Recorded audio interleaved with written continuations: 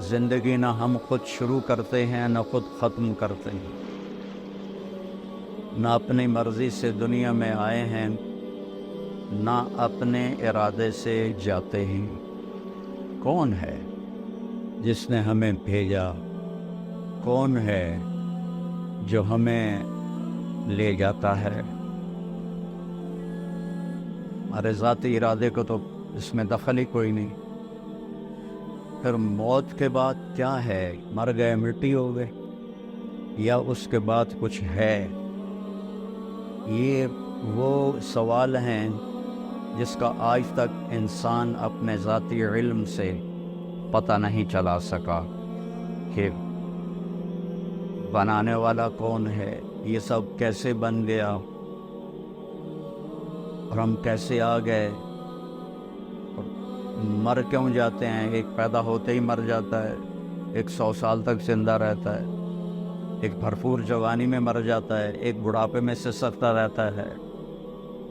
یہ کون ہے؟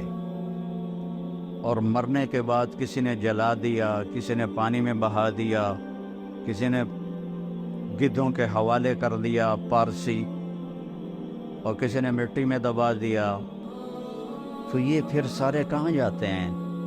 جلانے کے بعد گنگا میں راکھ بہا دی، تو یہ کیا، اس کائنات کا انجام کیا ہے؟ یہ سارے وہ سوال ہیں جس کا جواب انسان کے پاس کوئی نہیں، اس کا جواب صرف انبیاء کے پاس، اور انبیاء کے پاس بھی ذاتی طور پر نہیں ہے، ان کو اللہ نے یہ سمجھایا وَعَلَّمَكَ مَا لَمْ تَكُنْ تَعْلَمْ، میرے محبوب ہم نے آپ کو وہ علم دیا جو آپ نہیں جانتے تھے۔ أَلَمْ نَشْرَحْ لَكَ صَدْرَكَ، ہم نے آپ کا سینہ کھول دیا۔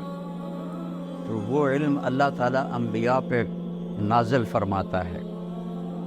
تو سب سے آخر میں اللہ تعالیٰ نے جناب رسول اللہ صلی اللہ تعالیٰ علیہ وسلم کو اس دنیا میں بھیجا، اور ان کو اولین آخرین کا نبی بنایا۔ انا نبی الانبیاء، آپ نے فرمایا میں نبیوں کا بھی نبی ہوں۔ وہ تو نبی پہلے چلے گئے، لیکن آپ نے فرمایا انا نبی الانبیاء، میں نبیوں کا بھی نبی ہوں۔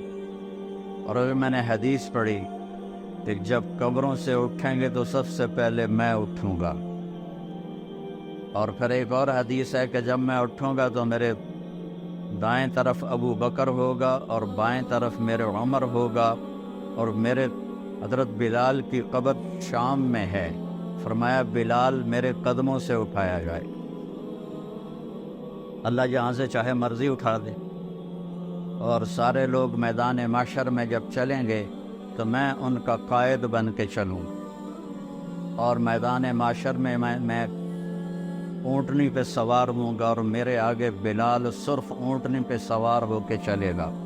اور جب میدان محشر میں سارے انسان جنات اکٹھے ہو جائیں گے تو بلال اونٹنی پہ کھڑے ہو کے اذان دے گا، اور وہ اذان بلالی جو صرف صحابہ نے سنی، ہم نے نہیں سنی، اس دن اللہ ہر مومن کافر کو وہ اذان سنائے گا۔ اور جب بلال کہیں گے اشہد ان لا الہ الا اللہ، تو سارے انسان کافر مسلم کہیں گے سچ کہہ رہے ہو، سچ کہہ رہے ہو۔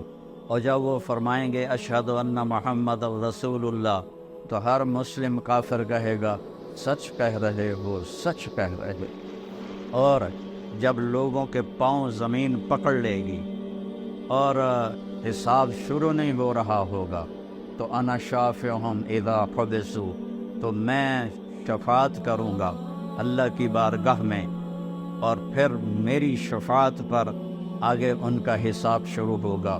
اور جب لوگ مایوس ہو جائیں گے، میری امت جہنم کو لایا جائے گا، یوتا بجہنم یوم القیامہ، جہنم کو لایا جائے گا، فتظفر زفرتن، وہ ایک چیخ مارے گی، فلا یبقى ملک مقرب ولا نبی مرسل الا جثا علی رکبتیہ، ساری دنیا کے انسان اور ساری دنیا کے سارے آسمانوں کے فرشتے زمین پر گر جائیں گے اور کہیں گے یا رب نفسی نفسی، یا رب نفسی نفسی۔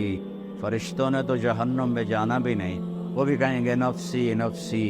انبیاء نے جہنم میں جانا نہیں، پکی ٹھکی بات ہے، وہ کہیں گے نفسی نفسی۔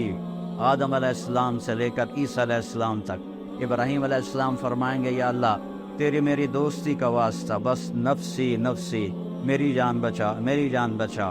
عیسیٰ علیہ السلام کہیں گے یا اللہ میں اپنی ماں مریم کا بھی سوال نہیں کرتا، بس میری جان بچا۔ وہ کیا منظر ہوگا، وہ کیا خوفناک آواز ہوگی اس جہنم کی۔ میرے نبی نے فرمایا اس کی 70,000 لگامیں ہوں گی، ہر لگام کو پکڑے ہوئے 70,000 فرشتے ہوں گے، اور وہ ان کے ہاتھوں سے نکل رہی ہو۔ اگر اللہ کی تجلی اس پر نہ پڑے تو وہ سارے مومن کافروں کو نگل جائے، کھا جائے۔ اور اس سارے میدان معاشر میں جب باپ بیٹوں کو بھول جائے گا، بھائی اپنے بھائیوں کو بھول جائیں گے، اور رشتے ناتے ایک دوسرے کو بھول جائیں گے، نبی اپنی امتوں کو بھول جائیں گے، اپنی اولاد کو بھول جائیں گے، سب نفسی نفسی کی ایک گونج ہوگی پورے میدان معاشر میں، نفسی نفسی نفسی نفسی۔ اس میں ایک آواز آئے گی جو سب سے الگ ہوگی، جو سب سے مختلف ہوگی، جو درد بھری ہوگی، جو ایک پکار ہوگی، جو ایک آہ ہوگی، جو ایک فریاد ہوگی۔ اور وہ کیا ہوگی؟ یا رب امتی امتی، یا رب امتی امتی، یا رب امتی امتی۔ تو اس آواز وہ اتنی بلند ہوگی کہ نظریں ادھر گھوم جائیں گی کہ یہ کون ہے؟ ساری دنیا نفسی نفسی پکار رہی ہے، یہ کون ہے جو کہہ رہا ہے امتی امتی؟ تو جب نظریں گھومتے ہوئے طواف کرتے ہوئے آواز تک پہنچے گی تو وہ محمد مصطفیٰ صلی اللہ علیہ وسلم ہوں گے، جن کی جھولی پھیلی ہوئی ہوگی اور ہاتھ اٹھے ہوئے ہوں گے، اور ان کی فریاد اور پکار ہوگی، اے اللہ میری امت، اے اللہ میری امت، اے اللہ میری امت۔ سب بھول جائیں گے ایک دوسرے کو سوائے ہمارے نبی کے، کہ وہ اپنی امت کو اس دن بھی یاد رکھیں گے۔ تو بڑے دکھ اور افسوس کی بات ہے کہ ہم اس دنیا میں اسے بھول جائیں، وہ قیامت میں بھی ہمیں نہ بھولے، اور ہم انہیں اس جہان میں بھول جائیں، چھوٹی چھوٹی خواہشات کے پیچھے اس کی زندگی کے خلاف چلیں، اس کی سنتوں کو ذبح کریں، اس کے طریقوں کے خلاف بغاوت کریں، اس کی شریعت کے خلاف بغاوت کریں، اس کے قرآن کا مذاق اڑائیں۔ اس کے باوجود میرا نبی کہے گا یا اللہ میری امت، یا اللہ میری امت، یا اللہ میری امت۔